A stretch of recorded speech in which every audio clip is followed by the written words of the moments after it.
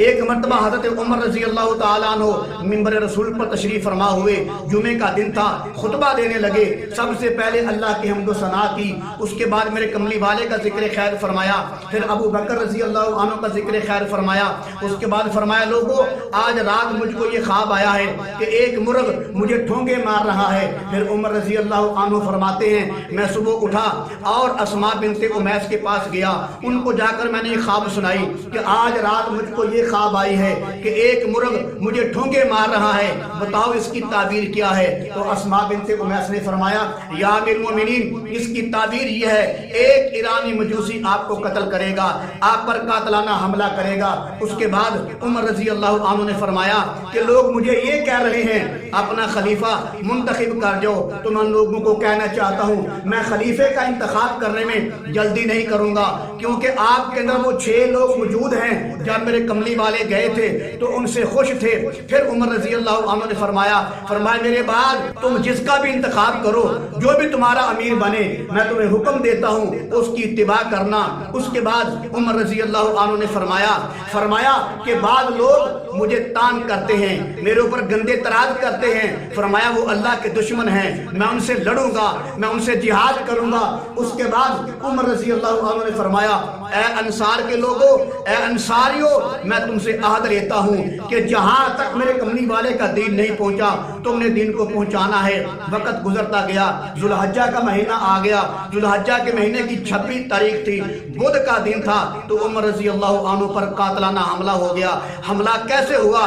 توجہ فرمائیں، مصر کے گورنر تھے مغیرہ بن شعبہ رضی اللہ تعالیٰ عنہ، انہوں نے عمر رضی اللہ عنہ کو خط لکھا، کہا یا امیر المومنین میرے پاس ایک ایسا آدمی ہے جس کا نام ابو لولو مجوسی ہے، وہ 3-4 ہنر جانتا ہے، میں آپ کے پاس بھیجتا ہوں، آپ اسے فائدہ اٹھائیں، مدینے والے اسے فائدہ اٹھا لیں۔ حالانکہ عمر رضی اللہ عنہ کسی بالغ آدمی کو مدینے داخل ہونے کی اجازت نہیں دیتے تھے، لیکن مغیرہ بن شعبہ رضی اللہ تعالیٰ عنہ کا خط پڑھ کر انہوں نے اس آدمی کو مدینے آنے کی اجازت دے دی۔ ابو لولو مجوسی مدینے آ گیا، وقت گزرتا گیا، ایک دن وہی مجوسی عمر رضی اللہ تعالیٰ عنہ کے پاس آیا، آ کر شکایت لگاتا ہے، کہتا ہے یا امیر المومنین جو میرا آقا ہے، یعنی جو مغیرہ بن شعبہ ہے جس کا میں غلام ہوں، وہ مجھ سے ٹیکس زیادہ لیتا ہے۔ عمر رضی اللہ تعالیٰ نے فرمایا تم کیا کام کرتے ہو؟ مجوسی نے کہا میں 3-4 کام کرتا ہوں، لوہے کا کام کرتا ہوں، لکڑی کا کام کرتا ہوں، میناکاری کا کام کرتا ہوں۔ یہ سن کر عمر رضی اللہ عنہ نے فرمایا تیرے کام کے مقابلے میں یہ ٹیکس زیادہ نہیں ہے۔ بہرحال وہ مجوسی انکار سن کر اپنے دانتوں کو پیستا ہوا غصے کے انداز سے واپس چلا گیا۔ وقت گزرتا گیا، پھر ایک دن ایسا آیا عمر رضی اللہ تعالیٰ عنہ بازار میں کھڑے تھے، ان کے پاس بڑے بڑے لوگ بھی کھڑے تھے، رئیس آدمی کھڑے تھے، عہدیدار لوگ کھڑے تھے، تو وہ مجوسی وہاں سے گزرا۔ عمر رضی اللہ عنہ نے اس مجوسی کو بلا کر کہا پتہ چلا ہے تم ہوا سے چلنے والی چکی بناتے ہو، ہمیں بھی بنا کر دو۔ تو وہ جو مجوسی ہے اس نے جواب دیا، کہا میں آپ کو ایک ایسی چکی بنا کر دوں گا جس کی شہرت، جس کی مشہوری جو ہے مشرق سے لے کر مغرب تک ہوگی۔ جب وہ آدمی چلا گیا غصے کے انداز سے، عمر رضی اللہ عنہ کو گھورتا ہوا جب وہ چلا گیا تو عمر رضی اللہ تعالیٰ عنہ نے اپنے ساتھیوں کو کہا کہ یہ آدمی مجھ کو قتل کی دھمکی دے کر چلا گیا ہے، حالانکہ سب نے قتل کی دھمکی دے کر گیا ہے۔ عمر رضی اللہ تعالیٰ نے پکڑا نہیں، اس کو مارا نہیں، اس کو قتل نہیں کہا یہ مجھے قتل کی دھمکی دے کر چلا گیا ہے۔ بہرحال وقت گزرتا گیا، ذوالحجہ کا مہینہ آ گیا، ذوالحجہ کے مہینے کی 26 تاریخ تھی، بدھ کا دن تھا۔ عمر رضی اللہ تعالیٰ عنہ جب صبح نماز کے لیے اٹھے، جب جاتے تھے لوگوں کو آوازیں دیتے جاتے تھے لوگوں نماز کے لیے اٹھو، لوگوں نماز کے لیے اٹھو۔ اور جب عمر رضی اللہ تعالیٰ عنہ مسجد نبوی کے اندر داخل ہوئے تو وہ جو ایرانی مجوسی تھا، وہ جو کالا کتا تھا، وہ بھی مسجد کے اندر 2 دھاری خنجر لے کر ایک کونے میں چھپ کر بیٹھ گیا تھا۔ جب عمر رضی اللہ عنہ مسجد کے اندر داخل ہوئے ہیں تو اس آدمی نے یکدم عمر رضی اللہ عنہ پر خنجروں سے وار کر دیے، 3-4 خنجر مارے۔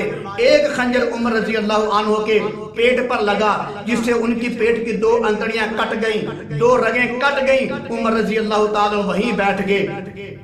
जख्मी होने की हालत में सहाबा करम को हुक्म दिया कि अब्दुर्रहमान बिन औफ वो नमाज पढ़ाए। उन्होंने नमाज पढ़ाई। बहरहाल जब उस आदमी ने हमला किया तो उसके कंधे पर एक काली चादर थी, काला कपड़ा था। तो बाद सहाबा ने उसी का कपड़ा काला उतार कर उसके ऊपर देकर उसको पटक कर जमीन पर मारा। काले कपड़े से आप पहचान जाएं, जो काले कपड़े वाला है ये सहाबा का दुश्मन है। जो काले कपड़े वाला है, आप मेरी बात को पहचान गए होंगे, जान गए होंगे, ये सहाबा पे हमले करने वाला है। ये काले कपड़े वाला जो है ये सहाबा को छुरियां मारने वाला है, सहाबा का दुश्मन है।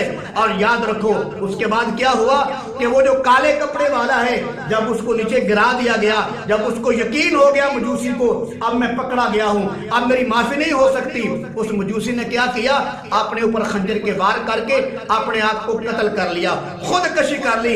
यहां से भी समझो कि जो आदमी अपने आप पे हमला करता है, अपने आप को छुरियां मारता है, अपने आप को कत्ल करता है, खुदकश हमला करता है, बताओ वो कौन होता है? वो पक्की बात सहाबा का दुश्मन होता है। आज भी मुहर्रमुल हराम का महीना है, आप जानते हैं कि काले कपड़े कौन पहनता है, आप समझ जाओ कि वो सहाबा के दुश्मन है। आप जानते हैं कि अपने आप को छुरियां कौन मारता है, खुदकशियां कौन करता है, आप समझ गए हो। तो मालूम हुआ जो काले कपड़े पहनता है ये सहाबा का दुश्मन है। मुहर्रमुल हराम के महीने में जो अपने आप को छुरियां मारता है, अपने आप को गोलियां मारता है, खुदकशी करता है, ये सहाबा का दुश्मन है।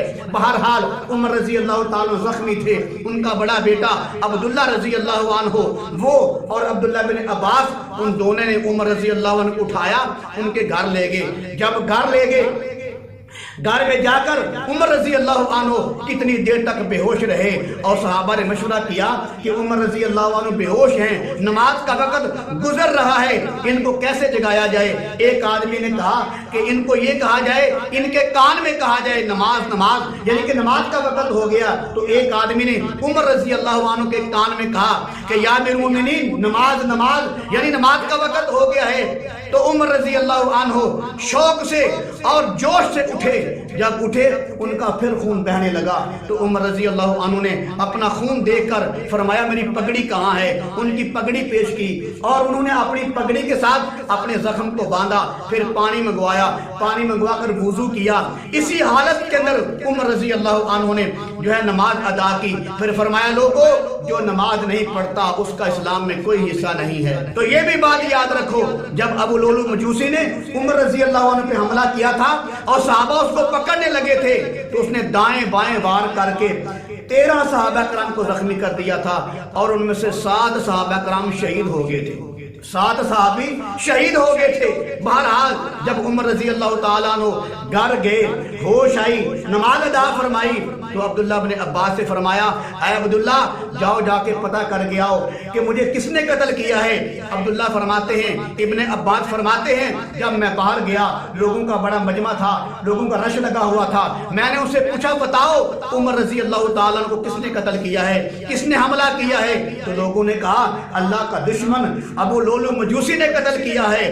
तो बहरहाल इब्ने अब्बास फरमाते हैं जब मैं अंदर आने लगा तो उमर रजी अल्लाह ताला अन्हु मुझे देख रहे थे, ऐसे था जैसे मेरा इंतजार कर रहे हैं कि क्या जवाब लेके आते हैं। इब्ने अब्बास फरमाते हैं जब मैं अंदर आया उमर रजी अल्लाह ताला अन्हु जो हैं उनको मैंने जवाब दिया कि लोग कह रहे हैं कि अबू लुलू मजूसी ने जो है हमला किया है, आप पर कातलाना हमला किया है। तो उसके जवाब में उमर इब्न खत्ताब ने फरमाया शुक्र है मुझे किसी मुसलमान ने नहीं मारा।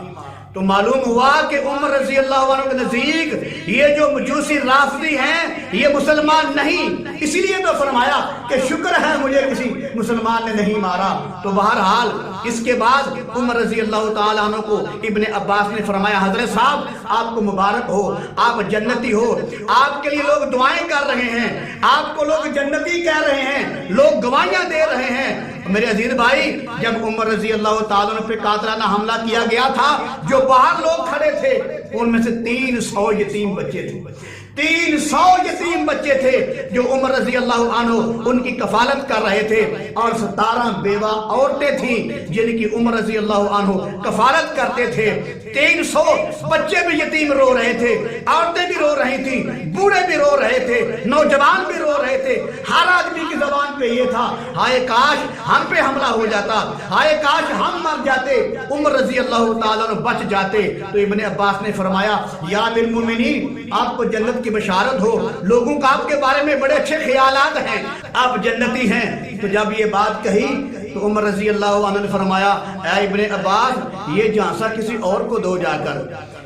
तो इब्ने अब्बास ने फरमाया, या अमीरुल मोमिनीन, मैं गवाही देता हूं कि आपको जुल्मन शहीद किया गया है। उमर इब्न खत्ताब ने फरमाया, क्या आप गवाही देते हो कि मैं जुल्मन शहीद किया गया हूं, मुझ पर जुल्म किया गया है? तो इब्ने अब्बास जो हैं वो खामोश हो गए। फिर उमर रजी अल्लाह अन्हु ने पूछा, ऐ अब्दुल्ला, मुझे बताओ, क्या मैं वाकई जुल्मन शहीद किया जा रहा हूं? आप गवाही देते हो? इब्ने अब्बास फरमाते, मैं खामोश हो गया। मेरे पीछे एक आदमी खड़ा था, वो बोलने लगा, कहने लगा, मैं गवाही देता हूं आप जुल्मन शहीद किए गए हैं, और कहा कि मैं ये भी गवाही देता हूं आप जन्नती हैं। फिर उस आदमी ने कहा, मैं ये भी गवाही देता हूं कि काश मैं आपका नामा अमाल लेकर अल्लाह के सामने मैं हाजिर हूं। तो वो आदमी कौन था? वो थे अली रजी अल्लाह ताला अन्हु। उसके बाद उमर रजी अल्लाह अन्हु ने फरमाया, तबीब को बुलाओ, वो मेरे जख्मों को देखे। एक तबीब को बुलाया गया, उसने उमर रजी अल्लाह ताला आकर दूध पिलाया। वो जो दूध था वो पेट के जख्म से बाहर निकल गया। दूसरा तबीब बुलाया गया, उसने आकर नबीज पिलाई, नबीज जो है वो भी पेट के जख्मों से बाहर निकल गई। फिर तबीब ने ना उम्मीद होकर कहा कि शाम तक शायद उमर रजी अल्लाह ताला अन्हु आपके पास ना रहें, जो आप चारा करना चाहते हो कर लो, जो बंदोबस्त करना चाहते हो कर लो। अब अमीर मोमिनीन जो हैं जा रहे हैं। ये आवाज सुनी तो घर में चीखो पुकार की आवाज आई। तो बाहर इब्ने अब्बास भी बैठे हुए थे, अली भी बैठे हुए थे रजी अल्लाह ताला अन्हु। जब औरतों की चीखो पुकार की आवाज आई तो अली रजी अल्लाह ताला अन्हु इब्ने अब्बास को अंदर लेकर गए और जाकर पूछा कि चीखो पुकार की आवाज क्यों आई है? तो अली रजी अल्लाह अन्हु की बेटी उम्मे कुलसूम जो है, उमर इब्न खत्ताब की बीवी मुबारका, वो कहने लगी कि हकीम ने कह दिया है अब उमर जो है वो जा रहा है, अब उमर जो है वो तुम्हारे पास से जा रहा है। ये सुनकर ये जुमला हमसे बर्दाश्त ना हुआ, ये चीखो पुकार की आवाज आने लगी है। चीखो पुकार की आवाज सुनकर उमर बिन खत्ताब ने फरमाया, खबरदार कोई भी आदमी ना रोए, जो रोना चाहता है वो बाहर निकल जाए। फिर फरमाया, मेरे कमली वाले का फरमान मुबारक है, जो मुर्दे पर रोता है, जो मैयत पे रोता है, मैयत को उनके रोने की वजह से तकलीफ होती है। फिर उमर रजी अल्लाह अन्हु ने अपनी बेटी हजरत हफ्सा को बुलाकर कहा, बेटी मेरे आप पर हक हैं, आपके मेरे पर हक हैं, और मेरा आप पर हक ये है कि जब मैं दुनिया से चला जाऊं वावेला नहीं करना, मातम नहीं करना, रोना पीटना नहीं, बल्कि सब्र करना है, और ऐसा जुमला भी नहीं बोलना जो यानी कि मेरे अंदर ना हो। फिर फरमाया कि जो आदमी मरने वाले पर ऐसे जुमले बोलता है जो उसके अंदर ना हो, वैसे झूठी तारीफें करता रहता है, फरमाया फरिश्ते उससे नाराज होते हैं। फिर उमर रजी अल्लाह अन्हु ने अपने बेटे अब्दुल्ला को बुलाकर कहा, बेटा मेरे ऊपर कर्जा है 80 दिरहम या गालिबन 80,000 दिरहम। कहा मेरे ऊपर कर्जा है, सबसे पहले मेरे माल में से कर्जा अदा करना, अगर ना हो सके फिर याद रखना अली बिन काब के खानदान वालों से कहना मेरा कर्जा अदा करें, अगर वो भी ना कर सके फिर अहले कुरैश से कहना मेरा कर्जा अदा करें, अगर वो भी ना कर सके फिर फरमाया याद रखना किसी और पर ये बोझ ना डालना। उसके बाद अब्दुल्ला बिन अब्बास रजी अल्लाह ताला अन्हु जब घर जाने लगे, वो हर वक्त उमर बिन खत्ताब की खिदमत किया करते थे। जब वो घर जाने लगे तो उमर रजी अल्लाह ताला अन्हु देखा कि उनका तहमत जो है वो जमीन पर लटक रहा है। उमर रजी अल्लाह अन्हु ने लोगों को कहा कि इब्ने अब्बास को बुलाओ। जब वो आ गए तो उमर रजी अल्लाह ने फरमाया ऐ अब्दुल्ला बिन अब्बास, तुम्हारा तहमत जो है जमीन पर लटक रहा है, टखनों से नीचे हो रहा है, अल्लाह इसको नापसंद करता है, इसको ऊपर कर लो। ये है उमर रजी अल्लाह ताला अन्हु। आप जो है मिस्र मर्ग पर पड़े हुए हैं, آپ شہادت کا وقت قریب ہے، زخموں سے چور ہیں، پھر بھی میرے محمد مصطفیٰ کی سنت کا کتنی فکر ہے۔ اس کے بعد عمر بن خطاب رضی اللہ تعالیٰ عنہ نے اپنے بیٹے عبداللہ کو بلا کر کہا بیٹا امی عائشہ صدیقہ رضی اللہ تعالیٰ عنہ کے پاس جاؤ، جا کر درخواست کرو، جا کر یہ نہیں کہنا امیر المومنین نے بھیجا ہے، امیر المومنین نہیں رہا، جا کر یہ کہنا عمر بن خطاب نے بھیجا ہے۔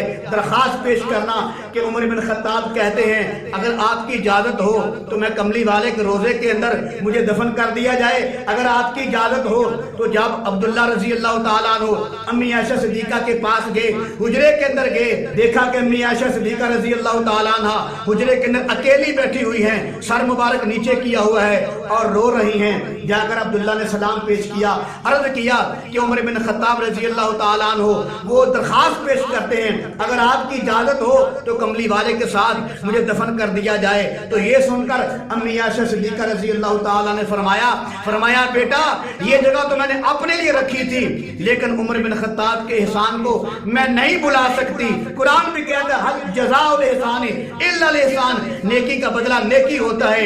امی عائشہ صدیقہ نے فرمایا میں عمر کا احسان نہیں بلا سکتی، لہذا میں اجازت دیتی ہوں یہ جو جگہ میں نے اپنے لیے رکھی تھی عمر بن خطاب رضی اللہ تعالیٰ کو یہاں دفن کرنے کی اجازت دیتی ہوں۔ بہرحال یہ پیغام لے کر عبداللہ جب واپس گئے تو عمر رضی اللہ تعالیٰ عنہ اٹھ کر بیٹھ گئے۔ یہ ہے اہل بیت کا احترام۔ جب امی عائشہ صدیقہ کا جواب آیا تو اٹھ کر بیٹھ گئے کہ اہل بیت کا جواب آیا ہے، اس کو سننے کے لیے اٹھ کر بیٹھ گئے۔ جواب یہ ملا کہ امی عائشہ صدیقہ رضی اللہ تعالیٰ عنہ آپ کو نبی کے ساتھ دفن ہونے کی اجازت دیتی ہیں۔ تو عمر بن خطاب نے فرمایا سب سے بڑا مسئلہ میرے لیے یہی تھا، سب سے بڑا مسئلہ اور اہم مسئلہ میرے لیے یہی تھا۔ پھر اس کے بعد عبداللہ رضی اللہ تعالیٰ عنہ نے اپنے والد محترم کا چہرہ مبارک اپنے گود میں رکھ لیا، اپنے گود میں رکھا تو عمر رضی اللہ عنہ نے فرمایا بیٹا عبداللہ میرا چہرہ زمین پہ رکھ دو، میرے رخسار زمین پہ رکھ دو۔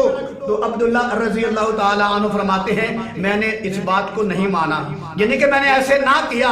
عمر رضی اللہ عنہ پھر فرمایا بیٹا عبداللہ میرے رخسار میری جو گال ہے زمین پہ رکھ دو۔ عبداللہ کہتے ہیں میں نے پھر نہ بات مانی۔ پھر عمر رضی اللہ عنہ فرمایا اے عبداللہ تیری ماں مرے، میں تم کو کہہ رہا ہوں کہ میرے رخسار میرا چہرہ زمین پہ رکھ دو۔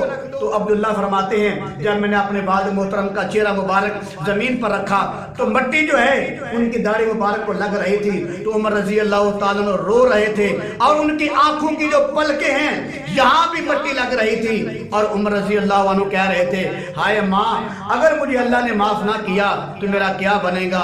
میرے عزیز بھائی حالانکہ جنتی لوگ تھے، میرے کملی والے نے فرمایا ہے عمر فی الجنہ، عمر جنتی ہے۔ قرآن بھی کہتا ہے اولئک علی ھدی من ربہم، عمر ہدایت پر ہے۔ اولئک هم الراشدون، عمر جو ہدایت یافتہ ہے۔ اولئک هم المفلحون، عمر کامیاب ہے۔ اولئک هم المتقون، عمر متقی ہے۔ اولئک هم المؤمنون، عمر مومن ہے۔ اولئک هم المؤمنون حقا، عمر جو ہے پکا مومن ہے۔ اولئک حزب اللہ، عمر رضی اللہ تعالیٰ عنہ یہ اللہ کی جماعت ہے۔ قرآن بارہا کہتا ہے، قرآن کے اندر 700 آیتیں ہیں جو اللہ تعالیٰ نے صحابہ کی شان میں نازل کی ہیں۔ یہ عمر رضی اللہ عنہ کو بھونکنے والے جتنا مرضی بکواس کر لیں، جتنا مرضی بھونک لیں، قرآن کی 27 آیتیں ایسی ہیں جو عمر رضی اللہ عنہ کی شان میں نازل ہوئی ہیں۔ میں کہتا ہوں تم عمر کی بات نہیں مانتے، عمر کو گالیاں دیتے ہو، میری بات کان کھول کے سن لو۔ قرآن کی 27 آیتیں ہیں جو اللہ تعالیٰ نے عمر کی شان میں نازل کی ہیں۔ قرآن کو حافظ پڑھے گا، قاری پڑھے گا، عالم پڑھے گا، شیخ القرآن پڑھے گا، شیخ الحدیث پڑھے گا، عام پڑھے گا، خاص پڑھے گا، امیر پڑھے گا، غریب پڑھے گا، چھوٹا پڑھے گا، بڑا پڑھے گا، مسلمان پڑھے گا، غیر مسلم پڑھے گا، جو قرآن پڑھا جاتا رہے گا عمر کی شان بیان کی جاتی رہے گی۔ بہرحال جب عمر رضی اللہ تعالیٰ شہید ہو گئے تو یہ ستارہ بھی اپنے چاند کے ساتھ جا ملا۔ تو میرے عزیز بھائی عمر رضی اللہ تعالیٰ عنہ کو امی عائشہ صدیقہ رضی اللہ تعالیٰ عنہ کے حجرے میں میرے کملی والے کے ساتھ دفن کر دیا گیا۔ ابن عباس فرماتے ہیں جب عمر رضی اللہ تعالیٰ عنہ کی میت مبارک پڑی ہوئی تھی، ان کا جسم اطہر پڑا ہوا تھا، کفن میں لپیٹے ہوئے تھے، ابن عباس فرماتے ہیں میں بھی ساتھ کھڑا تھا۔ ایک آدمی آدمی پیچھے سے آیا, اس نے میرے کندھے پہ ہاتھ رکھا, کندھے پہ ہاتھ رکھ کے کہنے لگا کہ ساری دنیا میں سب سے زیادہ جو مجھے محبوب آدمی تھا یہ جو چار پائی والا آدمی ہے, یعنی عمر بن خطاب ہے رضی اللہ تعالیٰ عنہ. ابن عباس فرماتے ہیں پھر وہ آدمی جس نے میرے کندھے پہ ہاتھ رکھا ہوا تھا, میرے پیچھے کھڑا تھا, وہ کہنے لگا کہ میں چاہتا ہوں, میرا دل چاہتا ہے کہ جب میں کل قیامت کو اللہ کے سامنے پیش ہوں تو عمر بن خطاب جیسا نامہ اعمال لے کر پیش ہوں. ابن عباس فرماتے ہیں جب میں نے پیچھے مڑ کے دیکھا تو یہ باتیں کرنے والے علی تھے رضی اللہ تعالیٰ عنہ. سبحان اللہ. حضرت علی فرمانے لگے کہ عمر بن خطاب رضی اللہ تعالیٰ عنہ ان کی زبان پہ فرشتہ بولتا تھا. پھر علی رضی اللہ تعالیٰ نے فرمایا لوگو, عمر بن خطاب رضی اللہ تعالیٰ عنہ ان کی زبان پر وقار بولتا تھا, ان کی زبان پر سکون بولتا تھا. پھر علی رضی اللہ تعالیٰ نے فرمانے لگے کہ عمر رضی اللہ تعالیٰ عنہ نے دنیا کے اندر لوگوں کے ساتھ اچھا معاملہ کیا ہے, امید ہے اللہ بھی ان کے ساتھ اچھا معاملہ کرے گا. پھر علی رضی اللہ تعالیٰ نے فرمایا کہ میرا ایمان ہے, یقین ہے کہ ساری کائنات میں جو افضل ترین شخصیت ہے وہ نبی کریم صلی اللہ علیہ وسلم ہے, اور ان کے بعد جو افضل ترین ہے وہ ابو بکر صدیق ہے رضی اللہ تعالیٰ عنہ. پھر علی رضی اللہ تعالیٰ فرمانے لگے ان کے بعد جو افضل ترین آدمی ہے وہ عمر بن خطاب ہے رضی اللہ تعالیٰ عنہ. پھر میں آخر میں کہنا چاہتا ہوں, تقاضا ہے کہ پھر دنیا میں شان حق ہو پیدا ہو, عرب کے ریگزاروں میں کوئی فاروق پیدا ہو, نہ استحصال کیسر ہو نہ استبداد کسرا ہو, مساوات و عدالت کا زمانے بھر میں چرچا ہو, وہی برکت تجلی پھر افق پہ آشکارا ہو, اندھیرے دور ہو جائیں اجالا ہی اجالا ہو, بڑا ہو گیا ہے کسرے جہاں میں پھر اہل باطل کا, کوئی فاروق پھر اٹھے تو حق کا بول بالا ہو.